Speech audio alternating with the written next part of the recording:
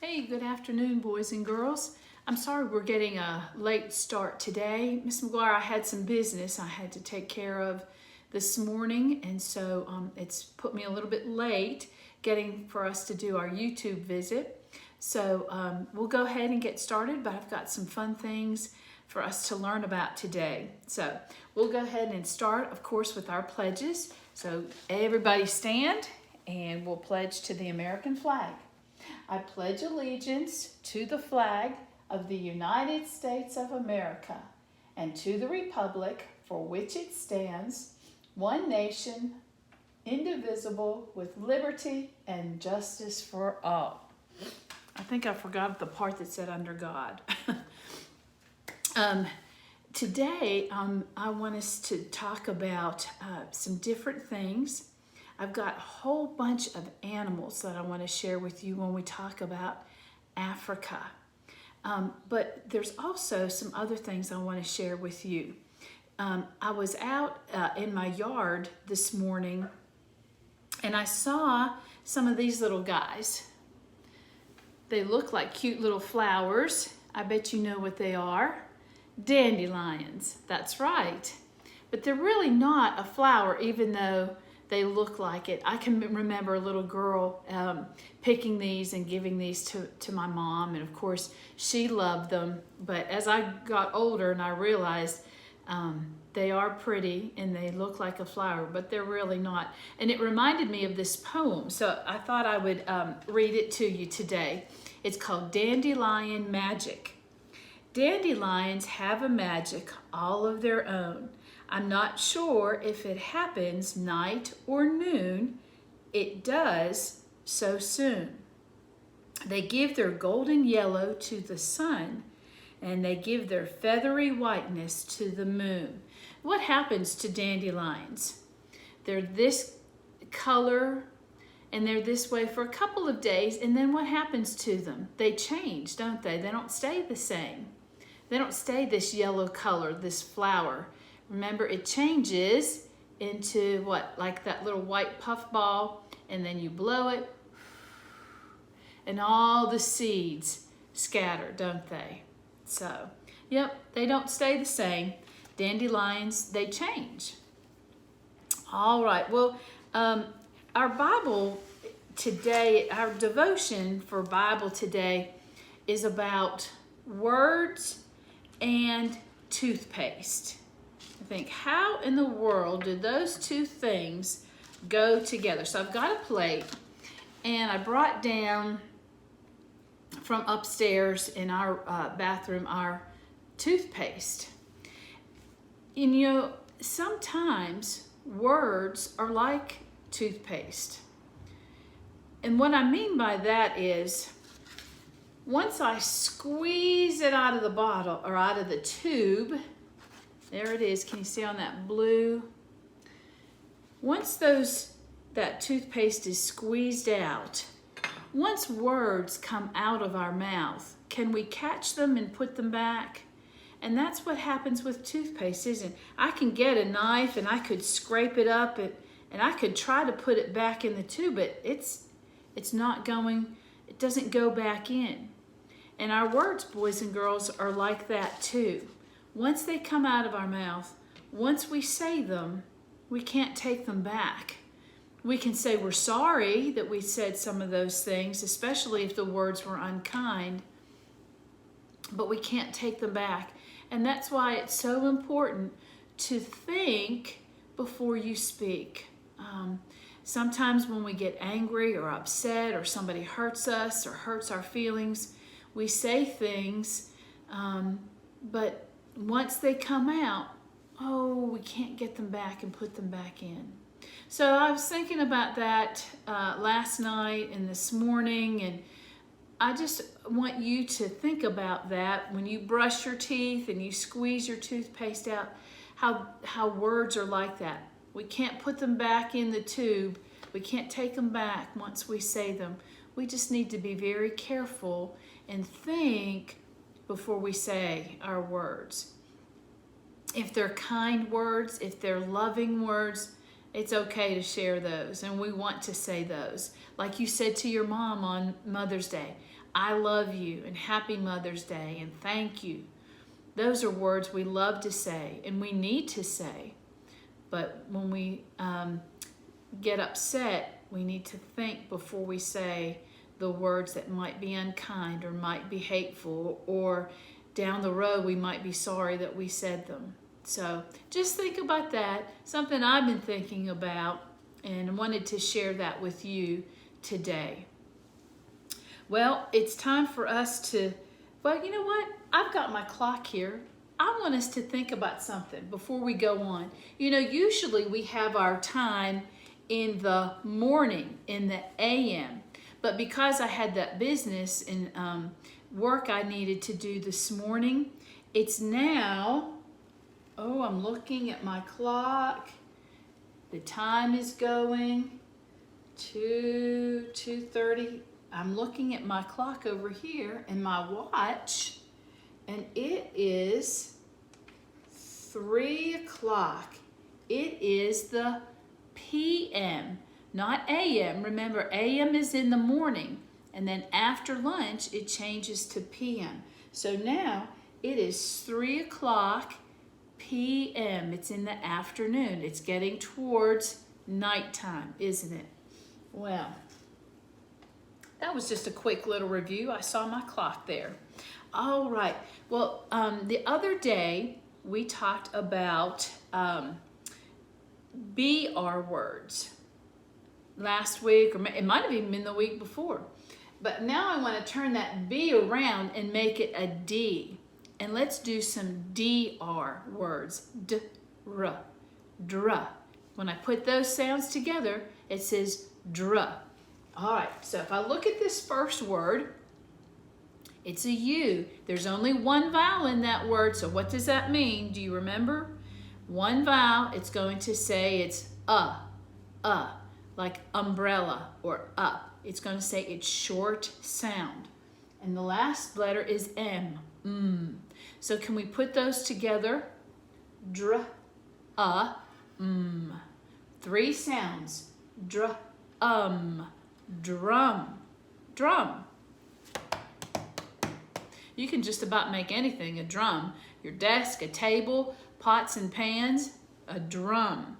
When my little boy, Will, was little, sometimes I would get the Tupperware and a wooden spoon, and I would just let him pretend he was playing the drums, and he would hit those. Drum. Okay. All right, look at this word. One vowel in it, DR. There's our dr sound. One vowel, it's E. So it's going to say it's short sound, eh. Now look, I have 2 S's next to each other. Remember, when 2 letters are exactly the same, it only makes one sound. S, not s, but just one S. So we have dress, D-R-E, dress, dress. That's what the girls like to wear to school sometime, a dress. Remember, not dress, just one S, dress. All right, another vowel that's saying it's short sound, only one. O, what does short O say? Like Oscar the otter, do you remember him? O says ah. All right, and then I have a P. There's our blend here at the front. D-R, dr, ah, p. Drop. Put it all together. That's right. We have to be careful when we're carrying something. We don't want to drop it, especially if it is something that could break. Got to be very careful. Drop. All right. Now this word has the Y sound. Remember, we learned that Y can sometimes act like a vowel. Because remember, Miss McGuire taught you, a long time ago, that every word has at least one vowel in it. And so sometimes the letter Y makes that long I sound.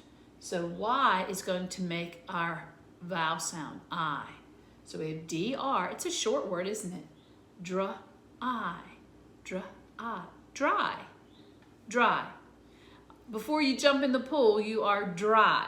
When you come out of the pool, you are what? What's the opposite of dry? Do you know? Wet. That's right. So dry. Very good. Okay. This next word, look up here. What's it have? That silent, bossy E, doesn't it? So it's going to tell I. Here's the letter I. You're going to say it's long sound. You're going to say your name, I. So here's our DR, dra, and then long I, then V. Dra, I, V. We don't hear the E. It's silent. Shh. Drive. Drive. Drive. Who drives the car at your house? Mommy? Daddy? Do they take turns? Do any of you drive yet? Not yet. Not yet. All right. But it'll happen soon. All right. Drive. Yep. I think you have to be 16 here in Georgia. So you guys have a ways to go. But it'll happen. All right. We're back to one vowel. I again. Short sound. I. I. So we have DR. There's our dr. I. And then we're going to put P with it. P. Drip. Drip. Drip. We have to call a plumber here at our house because we have upstairs a faucet that drips. I put my watering can underneath it to catch the drips, and then I just use that to water my plants. It drips. If I put an S here, it would be drips, but this is drip. And do you ever hear a sound of drip, drop, drip, drop? After it rains, maybe you see that drip off of your your roof. Yeah, outside, drip, drip. All right, last one for the day. One vowel, so it's gonna say I, and then I have an nk. So we have three sounds we're gonna put together. DR, dr, and our vowel I, and then nk. So dr, ink, drink, drink. I brought a drink in here with me today. It's a cherry Coke. That's my afternoon treat, is a cherry Coke. What do you like to drink? What's your favorite? Maybe juice or Capri Sun or let's see, what else? Maybe every once in a while you might get a treat in a Coke or a milkshake. My other favorite drink is what? Tea. Hot or cold, doesn't matter. All right, so today was the DR sound, dra, dra.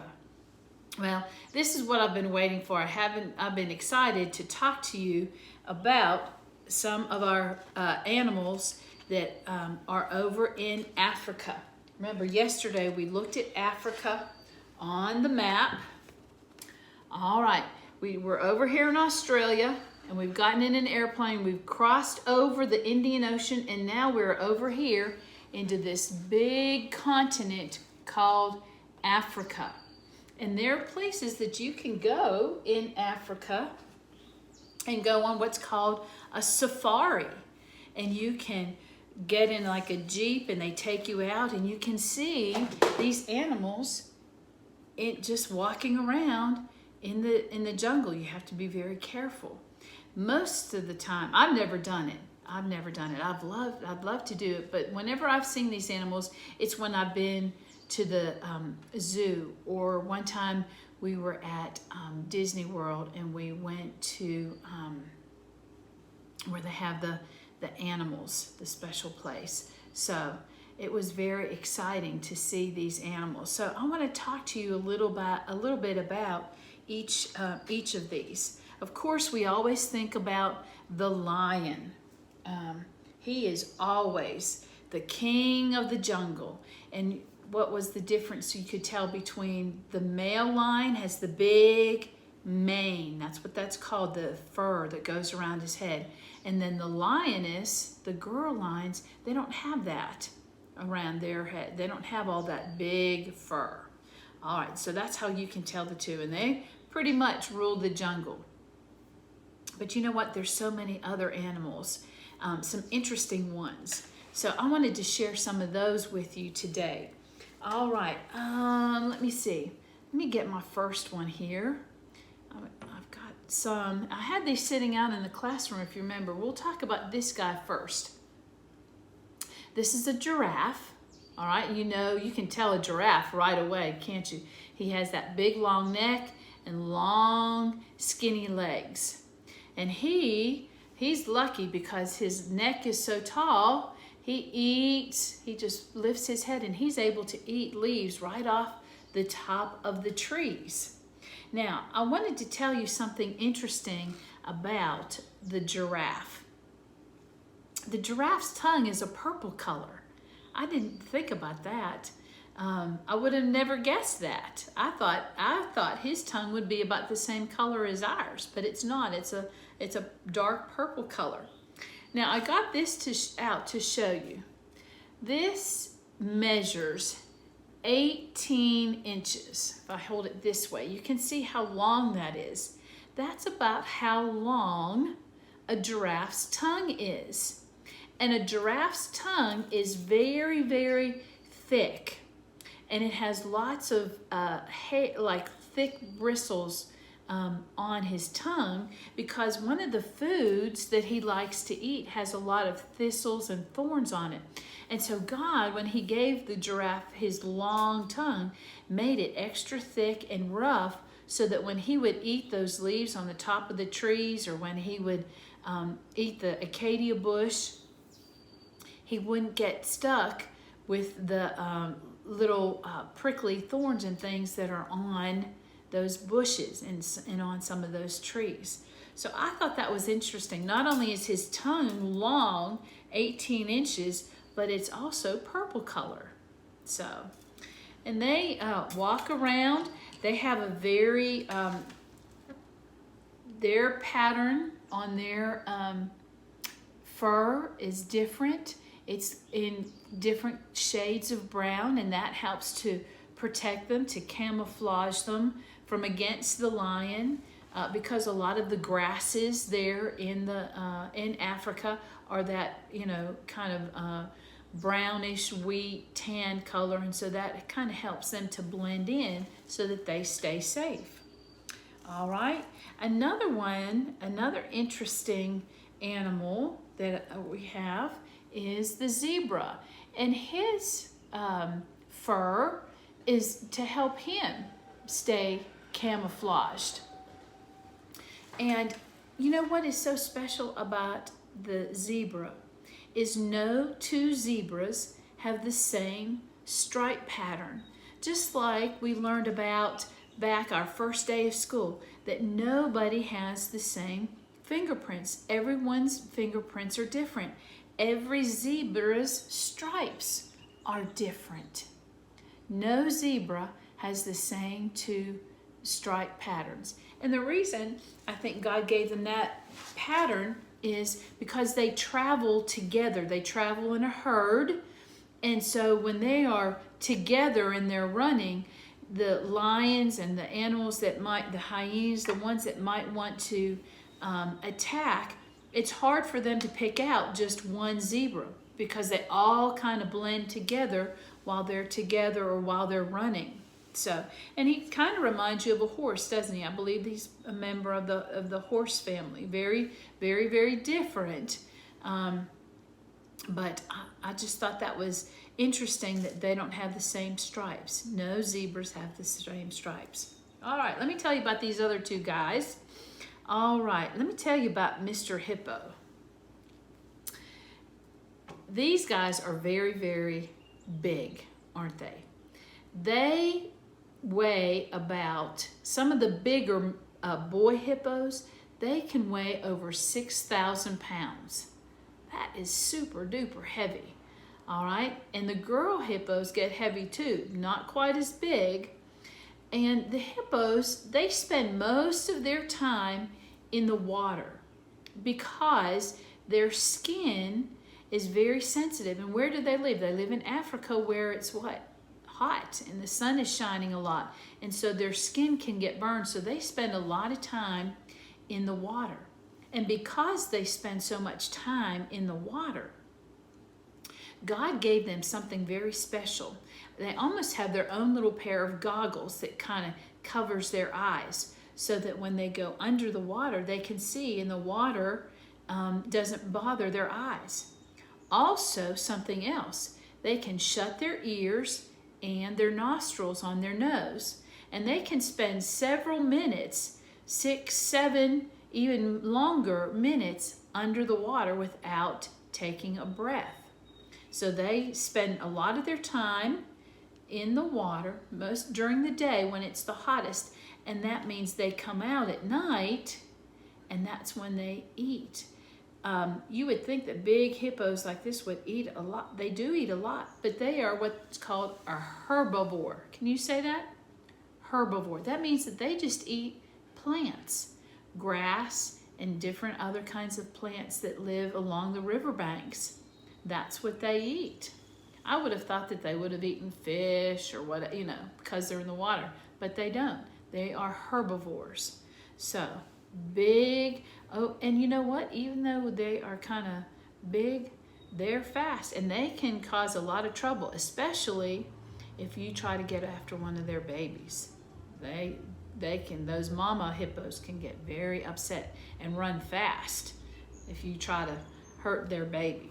So the hippo, very interesting animal. All right, and the last one I want to share with you, a lot like that, is the rhinoceros. Can you see his name, rhinoceros, means horn nose. And that makes sense, doesn't it? Because his nose looks like he has a horn on it. And so the rhinoceros, he's a lot like the hippo. He's a herbivore. They eat mostly at nighttime when it's cool. But his skin is different from the hippo's. His skin is very, very thick and very, very rough and tough. And that is his protection. It's almost like an armor, so that if he were to get attacked by a lion or a hyena or something else, that skin is very, very thick, very, very tough, and that helps to protect him.